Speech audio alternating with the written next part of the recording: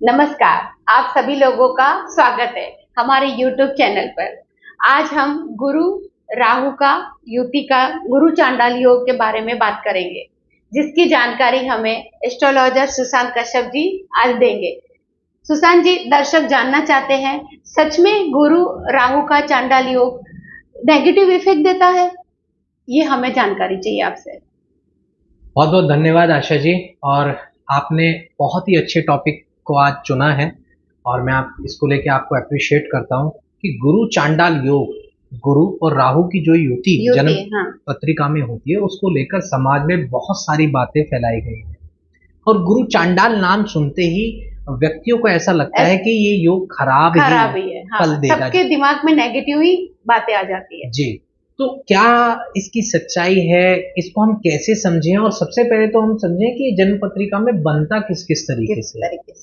सबसे पहले मैं ये बताना चाहूंगा कि हम जिस योग के ऊपर बात कर रहे हैं या योग का निर्माण देखते हैं, तो हमारी जो विधि है वो नाड़ी ज्योतिष की विधि है, जिसमें कि ग्रह 1, 5, 7, 9 अवस्था में जब बैठा होता है या 3, 11 में भी होगा एक दूसरे से, तो इस योग का निर्माण होता है। उदाहरण के तौर पर यदि गुरु लग्न में बैठ जाए और राहु साथ बैठ जाए, तो ये नो डाउट एक पूरा योग बनता है। लेकिन गुरु लग्न में है, राहु पंचम में है या नवम में है, तो भी इस योग का निर्माण हो रहा है। गुरु यदि लग्न में बैठा है, राहु 11वें भाव में बैठा है, तो भी इस योग का निर्माण हो रहा है। ठीक इसी प्रकार से सप्तम दृष्टि इसमें खत्म हो जाती है। उसका रीजन क्या होता है कि राहु के पास 7th एस्पेक्ट नहीं है।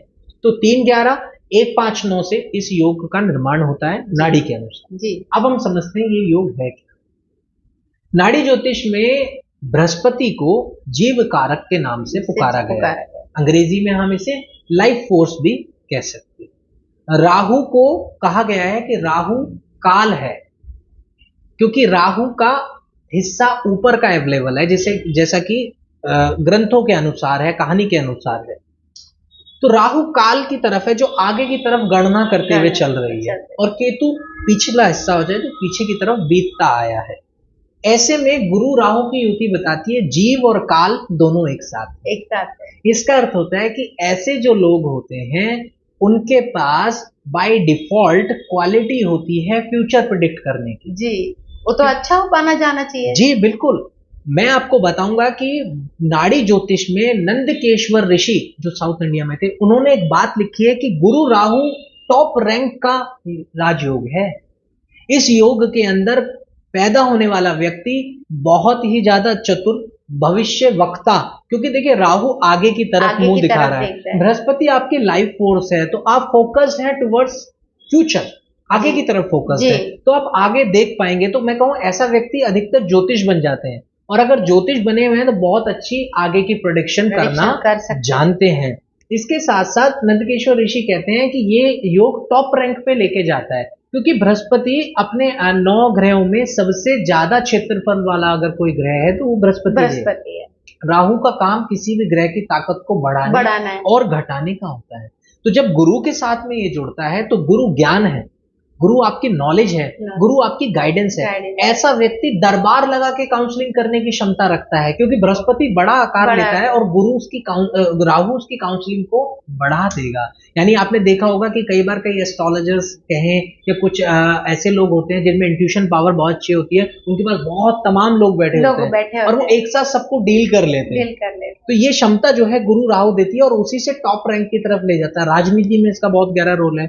आपको जितने भी जासूस मिलेंगे, उन जासूसों की कुंडली में ये योग बनता है। हाई प्रोफेसर्स जो बहुत हाई टीचिंग्स कराते हैं, रिसर्च का काम करते हैं, क्योंकि राहु रिसर्च चीजों को लेकर जाता है, और ऐसी चीजों को जो अननोइंग है, जिनका पता नहीं है, क्योंकि राहु इल्यूजन है। गुरु राहु वाला ये भी नो डाउट योग होता है कि व्यक्ति इल्यूजन में रहता है, दिल्ली में रहता है कि मैं क्या करूं या ना करूं। अब हम यहाँ पे थोड़ा सा नाड़ी ज्योतिष से थोड़ी सी चीजों को और ट्विस्ट करते हैं। यदि गुरु राहु का योग मिलेगा तो ऐसे व्यक्ति का जो दादा होगा वो बहुत ज्ञानी मिलेगा, क्योंकि राहु दादा का कारक है जी। और गुरु ज्ञान का कारक है, तो बहुत ज्ञानी होगा। ऐसा भी हो सकता है कि दादा के पास सरकारी नौकरी हो, अगर सूर्य का प्रभाव है और शुक्र का प्रभाव है तो अच्छा बिजनेस हो सकता है, क्योंकि बृहस्पति बड़े लेवल पर देगा और राहु दादा है, तो यानी उसको बड़ी प्रॉपर्टी, हम कहते हैं बड़ी सेविंग्स उसके पास में हो सकती है। अब यही देखिए कि दादा आध्यात्मिक होगा, ये भी आप बहुत आसानी से यहाँ पर निकाल सकते हैं। इसके साथ आप नानी के बारे में प्रिडिक्ट कर सकते हैं, क्योंकि देखिए केतु नाना का कारक होता है, राहु नानी का कारक होता है, तो आप बोलेंगे नानी भी आध्यात्मिक मिलेगी। आप देखिए नाड़ी ज्योतिष आप कितनी बारीक में जा सकते हैं। इसके साथ साथ आप ये भी कह सकते हैं कि दादा को वायु रोग रहेगा, लेकिन इस लड़के को भी रोग रहेगा, क्योंकि ये मतलब जो जातक है उसको भी रोग रहेगा, क्योंकि वो दादा की चीजों को फॉलो करते हुए तो जो दादा को प्रॉब्लम्स रहेंगी, कुछ सिमिलर प्रॉब्लम्स इस जातक को भी मिलेंगी, क्योंकि राहु और गुरु दोनों वायु का कारक है। तो गैस की प्रॉब्लम, गैस्ट्रो इश्यूज, एसिडिटी का प्रॉब्लम, थोड़ा इल्यूजन रहना, डिलेमा रहना। और क्या होता है कि गुरु राहु का यदि युति हो और पीछे शनि आ जाए, माने गुरु बैठा है लग्न में, राहु बैठा है 2nd हाउस में और सैटर्न बैठा है 12th हाउस में, तो गुरु जो है 2 ग्रहों के बीच में आ गया। ऐसे व्यक्ति को अपनी मृत्यु का अज्ञात भय रहता है जी। और ऐसा व्यक्ति सपने में अपनी मृत्यु भी देख सकता है। अच्छा। ऐसी चीजें भी उसको दिखाई देती हैं, क्योंकि ये दोनों काल हैं और काल जीव के पास आ गए तो जीव रहता है, तो जीव फंसा पड़ा है। गुरु राहु के में सिर्फ मैं ये चीज कहूंगा कि ये योग नो डाउट एक चीजों के लिए खतरनाक है। गुरु चांडाल जो कहा गया, चांडाल इसका मतलब जीव और काल, यानी व्यक्ति के काल नजदीक रहता है, यानी उसकी मृत्यु होने की संभावना या कहीं मृत्यु जैसी तुल्य कष्ट उसको जीवन में आ सकते हैं। अच्छा। और इसको 28 वर्ष तक ऐसे जातक को 2 चीजों का विशेष ध्यान रखना चाहिए, जो मेरा अनुभव कहता है।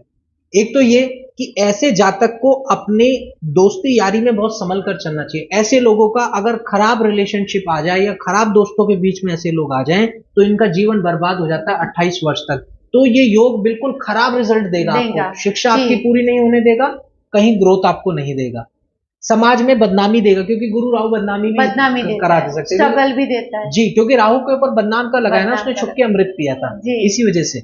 अब इसके बाद में अगर ये दूसरी चीज विशेष ध्यान रखनी है, स्वास्थ्य का, मृत्यु तुल्य कष्ट दे सकती है, बाल बाल बचते हैं ऐसे लोग, तो ये भी विशेष तौर पर ध्यान रखना चाहिए। 28 वर्ष तक जीवन में संघर्ष है, 28 वर्ष के बाद स्वास्थ्य से संबंधित समस्याएं फिर 56 वर्ष की आयु में आती हैं, 46 वर्ष की आयु में आती हैं, लेकिन उस बीच में अच्छे से मेंटेन करके चले तो इस कार्य को किया जा सकता है। इसके साथ साथ मैं आपको और भी चीज बताऊंगा कि यहाँ पर जातक को, जैसे मैंने बताया कि गैस से रिलेटेड प्रॉब्लम्स होती हैं, सारी इश्यूज आती हैं।